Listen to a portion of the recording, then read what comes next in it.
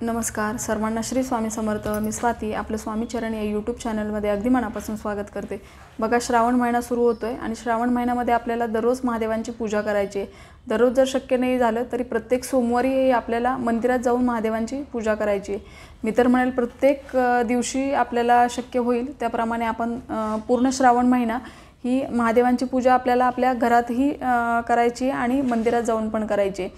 पण बघ, यापूर्वी आपल्याला काही गोष्टींची काळजी घ्यायची आहे, तर त्या कुठल्या गोष्टी आहेत आणि पूजा कशी करायची, आपल्याला कुठल्या चुका टाळायच्या आहेत, तर याबद्दलचीच माहिती मी आपल्याला आज या व्हिडिओमध्ये सांगणार आहे। तर बघा महादेवांच्या पूजेसाठी योग्य काळ कुठला आहे तर प्रदोष काळ। म्हणजे प्रदोष काळामध्ये महादेवांची पूजा आवर्जून करावी। पण प्रदोष काळामध्ये जर शक्य नसेल तर आपल्याला श्रावण महिन्यामध्ये दिवसभरात जेव्हा जमेल तेव्हा आपण मंदिरात जाऊन पूजा करू शकता, पण प्रदोष काळामध्ये केली तर अति उत्तम। तर बघा, आपल्याला काय करायचं आहे, आपण महादेवांना ज्या पण गोष्टी अर्पण करणार आहोत तर ते आपल्याला घरूनच घेऊन जायचे। म्हणजे असं होतं की चला ऑफिसला चाललो आहे किंवा कुठेतरी कामासाठी चाललो आहे आणि मग मंदिर दिसतं, आपण तिथे जातो आणि तिथलंच पाणी घेतो मंदिरामधलं आणि ते आपण महादेवांना अर्पण करत असतो। तर असं आपल्याला चुकूनही करायचं नाही आहे। आपल्याला आपण महादेवांना ज्या पण गोष्टी अर्पण करणार आहोत तर त्या आपल्याला आपल्या घरून घेऊन जायचे। म्हणजे पाणी अर्पण करणार आहोत, ऑफिसला जाताना जाणार आहे तर आपण एका बॉटलमध्ये पाणी घ्यावं, एक तांब्याचा गडवा घ्यावा छोटा, आणि मग आपण जाता जाता मंदिरामध्ये देवाला महादेवांना पाणी अर्पण करून पुढे जाऊ शकता। तर बघा, पूजा करताना बऱ्याचशा चुका होतात, तर त्या चुका कुठल्या आणि त्या कशा टाळायचे तर हेच या व्हिडिओमध्ये सांगणार आहे मी। आपण जेव्हा पण महादेवांच्या मंदिरामध्ये पूजेसाठी जातो तर सगळ्या गोष्टी ह्या आपण आपल्या घरून घेऊन जायचे। अगदी पाणी पण आपल्याला आपल्या घरून घेऊन जायचे। बघा, आपण महादेवांना दूध अर्पण करतो किंवा तूप, मध, साखर, पंचामृत, दही हे असं वेगळं वेगळं आपण महादेवांना अर्पण करत असतो। तर आपण जेव्हा पण या गोष्टी अर्पण करतो तर या गोष्टी अर्पण करण्याआधी आपल्याला थोडंसं पिंडीवर पाणी व्हायचं आहे, नंतर या गोष्टी आपल्याला अर्पण करायचे। म्हणजे पंचामृताचा आपण अभिषेक करतो किंवा दूध, दही, मध, साखर या कुठल्याही गोष्टीने जेव्हा आपण अभिषेक करतो किंवा आपल्याला जर ऊसाचा रस मिळाला तर हे आपण जेव्हा पिंडीवर वाहतो त्याच्यानंतर आपल्याला परत पिंडीवर पाणी व्हायचं आहे। या गोष्टी वाहिल्यावर आपल्याला पिंडीवर पाणी व्हायचं आहे आणि पिंड स्वच्छ करून घ्यायची आहे। हे दूध, दही जे आपण वाहिलं ते पिंडीवर राहणार नाही याची आपल्याला काळजी घ्यायची आहे। हे वाहिल्यावर आपल्याला पाणी वाहून पिंड स्वच्छ करायची आहे। मग आपण तांदूळ, तीळ किंवा पिवळी डाळ किंवा जवस हे जे आपल्याकडे अवेलेबल असेल, किंवा आता प्रत्येक सोमवारी जी शिवामूठ असते त्याप्रमाणे आपण ती शिवामूठ वाहतो, तर ते आपल्याला व्हायचं आहे। मग आपल्याला भस्म लावून घ्यायचं आहे। मग आपल्याला ह्या सगळ्या गोष्टी व्हायच्या आहेत। आपण धतुऱ्याचं फूल किंवा गोकर्णाचं पांढरं निळं फूल हे पण आपल्याला अर्पण करायचं आहे महादेवांना। धूपदीप दाखवायचा आहे, तुपाचा किंवा तेलाचा दिवा लावायचा आहे। आणि आपण जे पण महादेवांना पाणी अर्पण करणार आहे तर ते बऱ्याच वेळेला प्लास्टिकच्या बॉटलमध्ये आपण घेऊन जातो आणि ते प्लास्टिकच्या बॉटलनेच आपण अर्पण करतो। तर ही चूक आपल्याला कटाक्षाने टाळायची आहे। महादेवांना आपण छोटासा गडवा घेऊन जायचा आहे। प्लास्टिकच्या बॉटलमध्ये पाणी घरून घेऊन जाऊ शकतो, मंदिरात गेल्यावर ते गडव्यात ओतून घ्यायचे आणि त्या पितळी किंवा तांब्याच्या गडव्यामध्ये किंवा तांब्यामध्ये आपल्याला पाणी घेऊन ते महादेवांना अर्पण करायचे। डायरेक्ट प्लास्टिकच्या बॉटलने चुकूनही महादेवांना पाणी अर्पण करायचे नाही आहे। दुसरं म्हणजे आपण दूध जे महादेवांच्या पिंडीवर अर्पण करतो तर ते निरसं दूध असावं। निरसं म्हणजे बिना तापवलेलं दूध त्यांना अर्पण करायचं नाही। जेव्हा आपण दूधवाल्याकडून दूध घेतो तर ते थोडंसं साईडला काढून ठेवायचं आणि ते कच्चं दूध आपल्याला महादेवांच्या पिंडीवर अर्पण करायचं आहे। बघा, बऱ्याच वेळेला असं होतं की आपण दुकानातून दुधाची पिशवी घेतो आणि ती पिशवी पूर्ण आपण महादेवांवर अर्पण करतो, तर ही चूक आपल्याला करायची नाही आहे। महादेवांच्या पिंडीवर हे गाईचं दूध अर्पण केलं जातं आणि ते पण निरसं। आणि जेव्हा पण आपण दुकानामधून दुधाच्या पिशव्या घेतो तर ते दूध, प्रत्येक दूध हे केमिकल प्रोसेस करून ते तापवलेलं असतं, त्याच्यावरची क्रीम ही काढली जाते। तर हे दूध आपल्याला महादेवांच्या पिंडीवर अर्पण करायचं नाही आहे। दही अर्पण करणार असो, दूध घ्यायचे, ते तापून थंड झाल्यावर आपण घरी त्याचं विरझण लावायचे आणि मग ते दुसऱ्या दिवशी आपण पिंडीवर अर्पण करायचे। विकतचं पॅकेटमधलं डब्यामधलं दही आपण अर्पण करू नये, कारण बघा आपण थोड्याच गोष्टी महादेवांना अर्पण कराव्या, पण त्या शुद्ध असाव्या याची काळजी आपल्याला घ्यायची आहे। तर पॅकेटमधलं दूध तर आपण चुकूनही महादेवांच्या पिंडीवर अर्पण करायचं नाही आहे. बेलपत्र अर्पण करतो, तर ते बेलपत्र त्याला मागे छोटीशी ते 3 पानाचं असावं, ते तुटलेले नसावं असं बेलपत्र आपल्याला अर्पण करायचं आहे.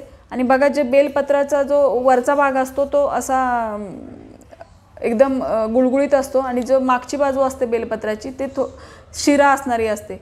तर आपल्याला हे जो सरळ भाग आहे तो खाली येईल अशा पद्धतीने बेलपत्र अर्पण करायचे. आणि बेलपत्राला मागे एक गाठ असते, 3 पानं आणि त्याच्या मागे बघा छोटीशी एक गाठ असते, तर ती काढून टाकायची. आणि असं हे 3 पानं असलेलं बेलपत्र आपल्याला महादेवांना असं पालथं ठेवायचे. म्हणजे जी वरची सरळ बाजू असते पानाची ती खाली ठेवून अशा पद्धतीने आपल्याला हे बेलपत्र महादेवांना अर्पण करायचे. बघा, आता श्रावण महिना आहे तर मंदिरामध्ये खूप गर्दी असते, प्रदोष काळामध्ये तर खूपच गर्दी असते. तर एक गोष्ट आपल्याला लक्षात घ्यायची की यामध्ये पूजा करताना जो जलधारीचा भाग असतो, जिथून पाणी खाली येतं त्या दिशेला बसून आपल्याला महादेवांची पूजा करायची नाही आहे. आपण म्हणजे त्या दिशेला बसलं की बघा आपलं तोंड दक्षिणेकडे होत असतं. जलधारीच्या समोर बसून आपल्याला महादेवांची पूजा करायची नाही आहे. तर ही गोष्ट आपल्याला आवर्जून लक्षात घ्यायची आहे. कारण काय होतं की या दिवसामध्ये श्रावण महिन्यामध्ये खूप गर्दी असल्यामुळे मंदिरामध्ये गर्दी असते, आपल्याला घाई असते, मग आपण पटकन तिथे जागा आहे चला जिथे जागा मिळेल तिथे पटकन बसून आपण पूजा करून घेतो. तर ही चूक आपल्याला करायची नाही आहे. ज्या बाजूला जलधारी आहे म्हणजे बघा, हा इथे जर जलधारीचा भाग आहे तर इथे बसून इकडे तोंड होतं मग आपलं, तर इथे बसून आपल्याला पूजा नाही करायची. मग इकडे बसून आपण करू शकतो, पण इथे आपल्याला बसायचं नाही आहे. दुसरी गोष्ट म्हणजे आपल्याला त्या वेळेत खूप गर्दी असल्यामुळे किंवा आपण मंदिरामध्ये गेलो आणि तिथे गर्दी असेल तर आपल्याला खूप वेळ बसायचं नाही आहे. म्हणजे जे पण आपण काही नेलं आहे ते पटकन आपल्याला अर्पण करायचं आहे, महादेवांना नमस्कार करायचा आहे, खूप वेळ लावायचा नाही. म्हणजे बघा काय होतं की लाईनमध्ये लोक थांबलेले असतात आणि पुढे गर्दी आहे किंवा खूप वेळ लागतो आहे म्हणून मग लोक काही दर्शन न घेता तिथूनच निघून जातात. तर असंही होऊ नये की आपण पूजेला खूप वेळ लागल्यामुळे कोणी महादेवांचं दर्शन न घेता कोणाला जावं लागू नये. तर ही पण आपल्याला काळजी घ्यायची. होता होईल तेवढं आपल्याला पटकन पूजा आटपायची आहे, नमस्कार करायचा आणि मग तुम्ही थोडंसं साईडला बसून जप वगैरे करू शकता. तर ही एक गोष्टीची आपल्याला काळजी घ्यायची. आणि काय होतं की आता श्रावण महिना आहे, चला महादेवांचं मंदिर दिसलं, ऑफिसला चाललो आहे, कुठेतरी कामासाठी चाललो आहे म्हणून पटकन आपण दर्शन घ्यायला जातो. तर पूर्ण श्रावण महिन्यामध्ये आपल्याला रिकाम्या हाताने महादेवांचं दर्शन घ्यायला जायचं नाही आहे. म्हणजे कुठेतरी चाललो आहे आपण, मग आपल्याला माहिती आहे की इथं महादेवांचं मंदिर आहे, तर मग आपण एक छोटीशी पाण्याची बॉटल आणि एक गडवा छोटासा घेऊन बॅगेत जाऊ शकतो. किंवा दररोज ऑफिसला जाताना असं करू शकतो की छोट्याशा बॉटलमध्ये पाणी आणि एक गडवा घेऊन जायचं. आणि काही नाही जमलं तरी आपल्याला पूर्ण श्रावण महिन्यामध्ये एक पाणी तरी महादेवांच्या पिंडीवर आवर्जून अर्पण करायचं आहे. आणि बघा, जेव्हा पूजा करून आपण घरी येतो तर आपण वाहिलेलं बेलपत्र किंवा दुसऱ्या कोणी वाहिलेलं बेलपत्र आपण घरी आणू शकतो. ते आपण घरातले सगळेजण थोडं थोडं खायचे बेलपत्र जर आणलं तर. आणि जे आपण पिंडीवर आपण पाणी अर्पण करणार किंवा पंचामृत वगैरे अर्पण करू तर ते पण आपण घरी घेऊन येऊ शकतो. जर पंचामृत वगैरे किंवा दूध आणलं तर ते सगळ्यांना तीर्थ म्हणून द्यायचं आहे. पाणी घेऊन आलो तर ते पाणीसुद्धा आपण सगळ्यांना तीर्थ म्हणून द्यायचं. आणि ते आणलेलं पाणी आपण आपल्या मुख्य दरवाजावर घरामध्ये सगळीकडे शिंपडायचं आहे.